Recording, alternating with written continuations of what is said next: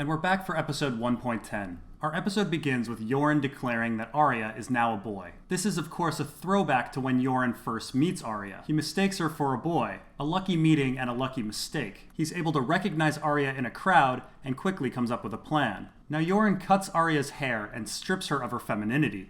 This mirrors the stripping of Daenerys' hair at the end of a Game of Thrones and the stripping of Cersei's hair at the end of A Dance with Dragons. Meanwhile at Winterfell, Bran is having his dream about the Three-Eyed Crow and the crypts of Winterfell. Now in the book, Bran only has this dream once, after Ned dies. So again, we don't know if Bran's dreams are actually prophetic. However, because Bran has a dream before the Raven arrives, the dream appears prophetic. Now it's at this point in the book that Bran explains the statues in the crypts of Winterfell. According to Bran, his Aunt Lyanna and his uncle Brandon shouldn't have statues in the crypts. But Ned made statues for them, according to Bran, because he loved them so much. It's a very dubious explanation. Other explanations for why they have statues include special honors to them, based on their potential children, and protecting their spirits, so that their knowledge isn't stolen by someone else, like the weirwood trees. Now in the show, Osha takes Bran down to the crypts to prove that his dreams are meaningless. In the book, it's Maester Luwin, which makes a lot more sense. Osha believes in the power of the old gods, and tries to get Bran to listen to his dreams, but I guess screen time was an issue. Now Bran finds Rickon and Shaggy Dog down in the crypts as well, because Rickon had the same dream. In the book, Shaggy Dog actually attacks Luwin, and Luwin gets injured. Luwin then takes Bran and Rickon to his office, and they talk about the Children of the Forest. Luwin claims that long ago, like 12 to 8,000 years ago, the Children of the Forest and the First Men fought. Then there was a peace pact that lasted 4,000 years. The children got the deep wood, and humans got everything else. However, then the Andals came and killed all the Children of the Forest off. Now, not everything about Luwin's story really makes sense. The Andals never conquered the North, so where are the children? And the Long Nights seemed to happen before the Andals arrived, and yet the children were gone for that as well. And if the children got the deep wood, why does Deepwood Motte exist? And it's the Andals that started writing down history, so really no one knows anything that happened before them. So off in the Riverlands, Robb and Cat are feeling really sad about Ned dying. Now in the book, we actually don't see much of Robb and Cat's distress. Part of the reason is chapter order, but it's also that Robb and Cat have business to attend to. They have a war to fight and don't have much time for mourning. Meanwhile in King's Landing, Joffrey is busy tormenting a singer. Now in the book this scene does happen, but the show has decided to make the singer Marillion. Marillion was the singer that accompanies Cat and Tyrion on the way to the Eyrie. In the book, he becomes Lysa's favorite singer. Marillion gets kind of rapey with Sansa at one point, and then Littlefinger frames him for Lysa's murder. We actually don't know what happens to Marillion. He supposedly commits suicide off-screen, but we don't really have any evidence of it. It remains a mystery to be solved at a future date. Incidentally, Marillion is the name of one of George R.R. Martin's favorite bands. So next, Sansa is shown Ned's head. In the book, Sansa makes sure that she doesn't show any emotion, and it's actually somewhat easy in the book because the heads are all covered with tar. She says that it doesn't even look like her father. So here we find out that Septim Ordain did in fact die, and again, Vayan Poole's head is somehow missing. But for some reason, George W. Bush did get killed. Now the moment that Sansa thinks about pushing Joffrey plays out a bit different. In the show, it seems that the Hound has figured out what Sansa is doing and stops her before she can do it. He grabs her with a firm hold, and then cleans the blood off her face. In the book, the Hound steps between Sansa and Joffrey, goes to his knees, and then tenderly wipes the blood off Sansa's face. Sansa is more distracted by the Hound than prevented by the Hound.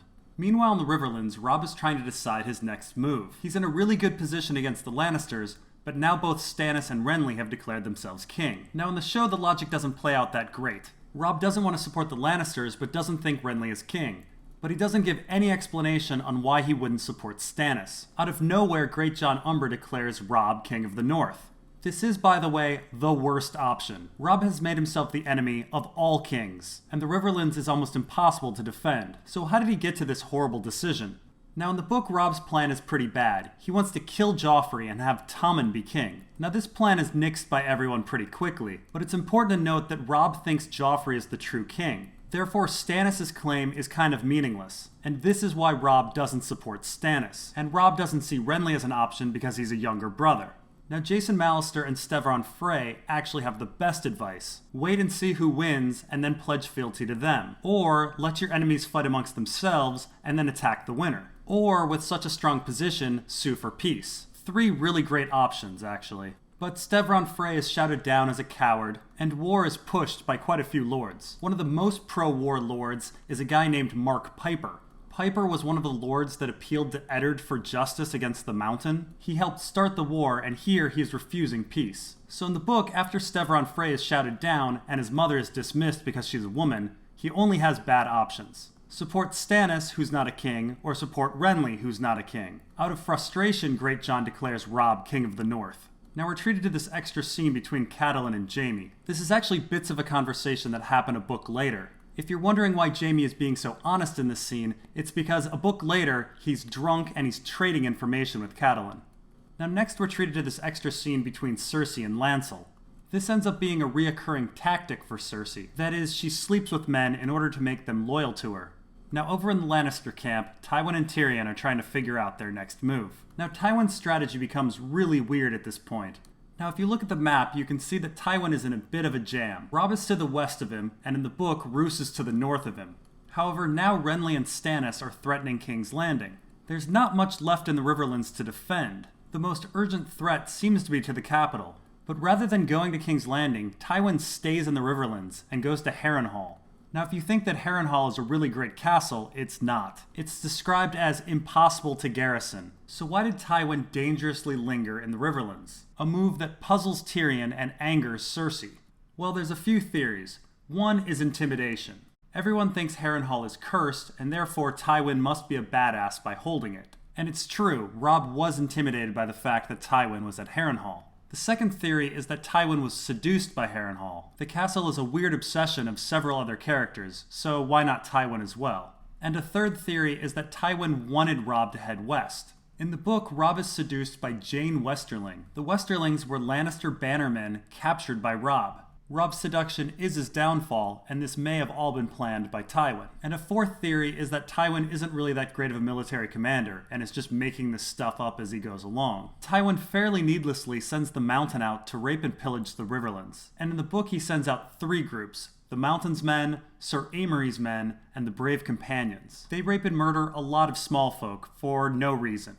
Now what's interesting is the Brave Companions are a foreign sellsword company. The fact that Tywin brought these foreign sellswords to Westeros before the war points to the fact that Tywin knew war was coming. Now in a somewhat shocking move, Tywin sends Tyrion to King's Landing to be Hand of the King. Now I do have to say that Tywin's feelings about Tyrion are all over the map. Tyrion is quite puzzled at this and wonders why Hand wasn't given to, say, Kevin. "You are my son" is the only explanation that Tywin gives Tyrion. Tyrion figures that Tywin has given up on Jaime and has now transferred all of his hope to him. Of course, this doesn't make too much sense. Jaime was already out of the picture as a Kingsguard. He couldn't hold lands and he couldn't father children. There are no House Lannister legacy hopes through Jaime, and there haven't been for a long time. Now one could argue that, okay, maybe you could get Jaime released from the Kingsguard, but if that's not a barrier, then him being captured is not a barrier either. Making peace and having a hostage exchange can easily get Jaime back.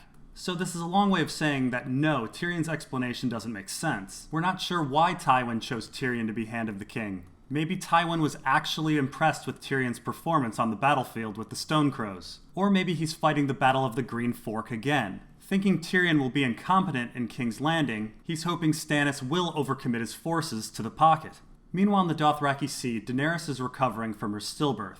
At this moment in the book, Daenerys receives a very long and important dream. The dream is almost certainly sent by Quaithe, and we know this because during this dream she is whispered to by stars. Later on, Quaithe whispers to her in a different dream, and her mask is made of starlight. Now previously, Daenerys had been dreaming about dragons, Viserys, vaginal blood, and the house with the red door. And this dream has many of those elements, but most significantly, this dream asks her to wake the dragon. Daenerys asks for her dragon eggs, and she sleeps for perhaps days. Now, of course, Daenerys being comatose for days and being visited by Quaithe mirrors Bran being comatose and being visited by Bloodraven. Now, Daenerys wakes and wants to know how her child was stillborn. Now, it's important to note that Jorah actually never says he saw the child. He takes the midwives at their word that the baby died. Mirri Maz Duur then comes in and says the baby had bat wings and was rotten. So we don't actually have any proof that Daenerys' child is dead. So Daenerys finds Khal Drogo to be catatonic and is furious. Mirri Maz Duur tricked Daenerys. Or did she? Let's say this was all Mirri Maz Duur's plan. That is, to kill off the stallion who mounts the world. Why did she go about it in such a roundabout fashion? According to Daenerys, Mirri Maz Duur tricked Daenerys into letting her treat Khal Drogo. Then after Khal Drogo got worse, she tricked Daenerys into letting her cast a miscarriage spell. Why not just stab Daenerys in the belly? After all, if this were the plan, it almost failed several times. Khal Drogo's Blood Riders were ready to kill Mirri Maz Duur at any moment, and there's no explanation for why Jorah brought Dany into the tent. I think it's much more likely that there was no magic, and Mirri Maz Duur was not trying to kill anyone. Khal Drogo got an infection because he ripped off his bandage and shoved in mud. Mirri Maz Duur was eventually able to contain the infection, but not before it spread to Khal Drogo's brain and caused brain damage. Dany had a stillbirth because women have stillbirths, or Dany didn't have a stillbirth and her baby is still alive somewhere. We have no evidence that Mirri Maz Duur caused Dany's stillbirth. Meanwhile at the Wall, Jon decides to desert and rides off into the night. Jon's friends catch him and convince him to come back to the Wall. Now in the book, this incident happens over the course of several hours. Jon actually stops and is resting when his friends come upon him. However, Ghost runs out and blows his cover, and then Ghost refuses to attack Jon's brothers. Once again, Ghost determines Jon's fate. Next, we're treated to a bunch of extra scenes that didn't happen in the book, but very well could have. Shae urges Tyrion to take her to King's Landing. Pycelle doesn't give information to a Littlefinger spy. And Littlefinger and Varys act angry to each other. Next, Yoren brings Arya to meet the rest of the crew heading to the Wall, and we get a quick shot of Jaqen H'ghar, Rorg, and Biter. Now, Rorg and Biter have been cut from the show, but they're a very interesting pair, and they seem to be loyal to Jaqen H'ghar. The three of them were in the Black Cells together, and for some reason are heading to the Wall. They also seem to be there because of Varys. Again, Varys was moonlighting as the jailer of the Black Cells, and Yoren, who is almost certainly Varys' man, had his pick of the dungeons. Now we find out later that the other jailers actually protested this release, but the paperwork, which would have been done by Varys, was all in order. This means Yoren wanted these three men, and Varys allowed it to happen. Next we meet Lamy Greenhands and Hot Pie, who harass Arya about her sword. Now in the show she intimidates these two with her real sword, but in the book she pulls out her practice sword, the wooden one, and beats them up. This incident is kind of significant because Lamy calls Arya Lumpy Head, and Hot Pie calls her Lumpy Face. Much later in the story, Rorg calls her Lumpy Head, Lumpy Face Stick Boy, meaning Rorg was paying attention to her from the beginning. Now Gendry is also there because of Varys. Varys later tells Tyrion that he got Gendry out of harm's way. Meanwhile at the Wall, Mormont tells Jon that he fully knows about his attempted escape, but he doesn't really care, and now they're all going north of the Wall. Jon is told he's going along as well, but what's interesting is, in the book, the reason is because of Ghost. Mormont points out that Ghost is special and is leading the Watch somewhere. Ghost found the Whites and then led Jon to the Whites when they were attacking Mormont. Of course, Mormont assumes that Ghost has the Watch's best interest at heart. I'm not so sure. Meanwhile in the Dothraki Sea, Dany smothers Khal Drogo and prepares him for the pyre. Now in the book, every time Dany has a dream, she then has courage. A dream gives her courage to ride a horse really fast and have sex with Khal Drogo. A dream gives her courage to stand up to Viserys. And a dream precedes her walking into a fire. I surmise that this entire idea was planted there by Quaithe. Now unfortunately, one of my favorite scenes is cut from the show. Dany very ceremoniously names three men her blood riders, Jogo, Aggo, and Rakaro, and those men turn her down. This is mainly due to the fact that Dany is a woman and they're sexists. They've only been hanging around because they want to take her back to Vaesdoth Rock, where Dany would live the rest of her life as a crone. When those men convert and kneel and say blood of my blood, it's very powerful. Now one of the great mysteries is, how did Dany survive the pyre? Dany is burned later on, so it doesn't seem to be that she's naturally fireproof. It may be that Dany successfully cast a spell, or that Mirri Maz Duur successfully cast a spell and Dany stole the power from her. However, my theory is that Dany has a telepathic ability. Somehow, on a subconscious level, pyrokinesis saved her. Later in Qarth, we do see some magicians with some pyrokinesis ability, so perhaps Dany has this as well. Now in our final scene, Dany's dragons have hatched, and in the book, a comet has appeared in the sky. Also in the book, Dany's hair is burned off. Like Arya and later Cersei, she has been stripped of her femininity, and the Dothraki accept her as Khaleesi. And that's episode 1.10. See you in episode 2.1.